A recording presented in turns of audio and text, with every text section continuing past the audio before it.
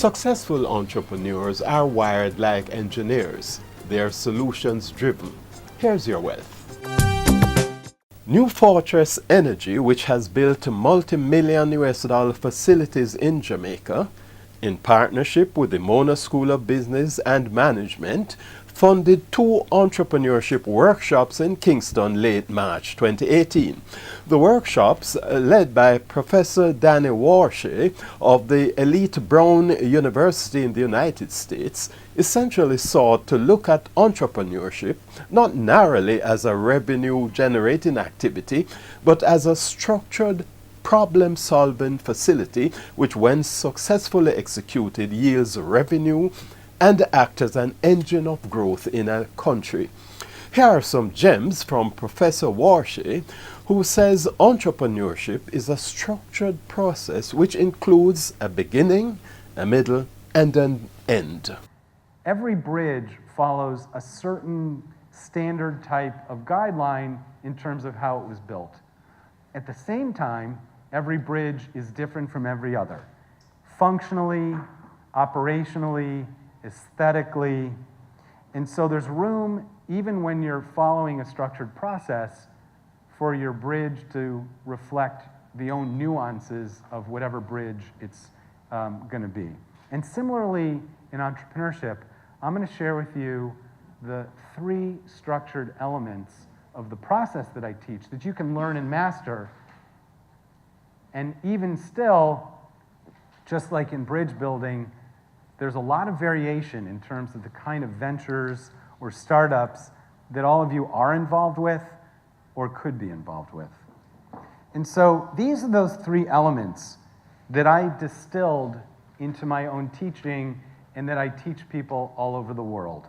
The first is find and validate an unmet need, which in short means, what's the problem? What problem are you looking to solve? And I always advise starting with defining that unmet need, especially in the context of people who are technology focused. Remember, I teach in engineering, so I'm surrounded by lots of them. And they tend to rush past defining the problem. They like to dive in with a technology that they think is a solution. The problem is, it's a solution in search of a problem. And that's a pretty costly, error-ridden way to start the process. So instead, we always start with find and validate an unmet need. The second is develop a value proposition, which is the second part of this process. And that is essentially, on a small scale, what's the solution to the problem you've discovered? It could be in a lab, it could be in a maker space, it could be in a social enterprise incubator, but what's the solution to the problem you've identified on a small scale? And then really important is this third element, and it's often where I think people fall short. And actually I've heard a little bit of theme in my limited time already today in Jamaica that this is an area that people are concerned about, and that is, even if you've identified an unmet need that is worthy of addressing, even if you've developed a small-scale solution to that problem, the third element is create a sustainability model that enables you to have big impact at scale. So you're not only having impact in your small neighborhood or university or parish or even across Jamaica, but in a way that has sustainable, big impact that you can replicate, that you can scale across perhaps the entire world. So it's those 3 elements that are really critical as we think through this entrepreneurial process. Professor Warshay is bullish on potential entrepreneurs finding and validating unmet needs.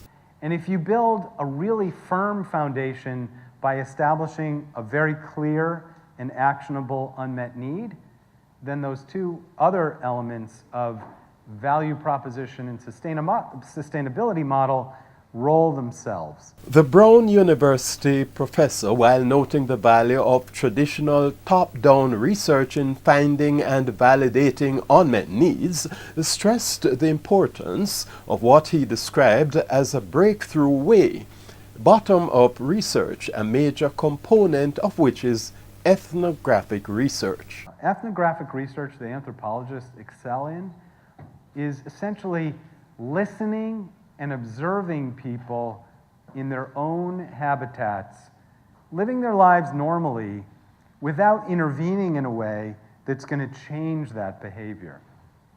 And in short form, that's really what I mean by bottom-up research. Anthropologically, observing and listening to people in their own habitats without looking to change their behavior. And in fact, my litmus test for whether we're doing this right is listening at least 80% of the time. And that might mean listening 100% of the time, which means we're simply observing. So I learned from Lena that anthropologists are great at what I call bottom-up research. She said, "What's bottom-up research?" And I said, "It's basically what you do as an anthropologist." Observation and an open mind play important roles in bottom-up research. So when I say go out there and observe people, it's hard to relax our bias. It's really difficult to focus on the whole picture and not limit our point of view just on what we think we're trying to prove. I'd like to point out that there's an opportunity here. Wow, I don't know what that is, but it's resonating the whole floor here. And so be careful. Even when you think you have an open mind and you're seeing everything in your field of view, observing is harder than you think. Verona Carter, Vice President of Corporate Affairs at New Fortress Energy, says New Fortress has a commitment to Jamaica, with education playing a major role. So Wes Edens, the founder of New Fortress Energy, he has a big commitment in transitioning Jamaica to natural gas, where he is spending almost over $1 billion United States dollars. He has been to Jamaica, he will tell you 100 times, and what he sees is a wide open space where he can make an economic impact on the lives of ordinary Jamaicans trying to move up to the next level. And basically he sees education as a fundamental part of that, transitioning for Jamaicans to move up, as well as entrepreneurship. Him himself is coming from a private equity background, and so he started Fortress Investment Group. So he's very much into the venture capitalist world, and he sees where Jamaicans themselves are natural entrepreneurs, very talented, but lack access to capital and funding, especially for the micro, small, and medium-sized businesses. So he really wants to make a national impact and really helping to create jobs. And he thinks within that space, there's an opportunity to do that.